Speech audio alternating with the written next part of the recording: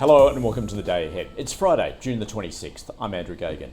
Well, the local share market is set for a strong opening this morning with ASX futures up 0.6%. Global stocks continue climbing to new record highs overnight while the US dollar resumed its descent.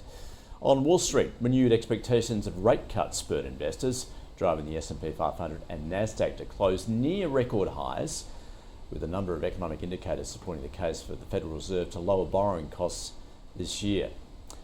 Bank stocks outperformed after the Fed unveiled a proposal to relax its leverage rules, which would ease the capital that big banks are required to hold against relatively low assets, with JP Morgan and Goldman Sachs hitting new record highs.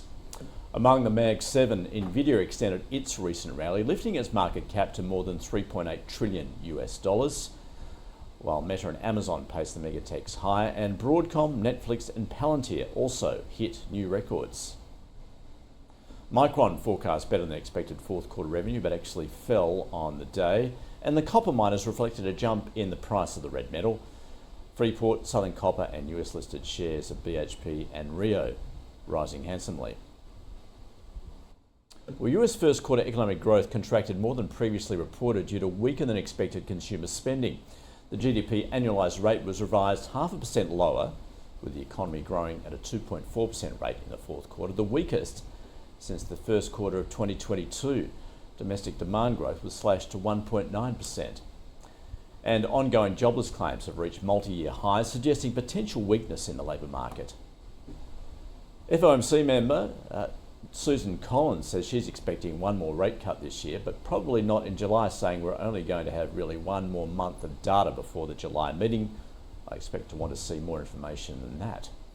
Meanwhile, President Trump, who has been urging the Fed to cut rates faster, is, according to a report in the Wall Street Journal, considering selecting Chair Jerome Powell's replacement in the next few months ahead of the end of his term next May.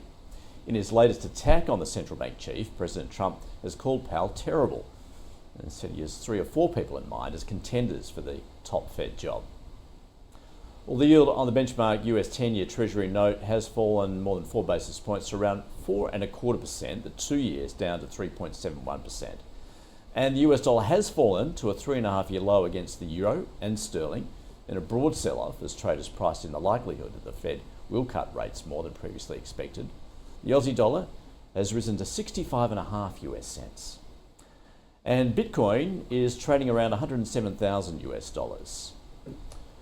Oil prices have risen further. Brent crude futures rising around 0.5% to $68 a barrel.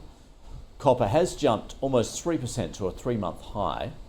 Iron ore rising almost 1% to $93 a tonne. And gold little changed at around $3,330 an ounce. Well, there is no significant local data today, but on the corporate front, dozens of stocks are trading ex-dividend. That is your day ahead. We'll see you again on Monday.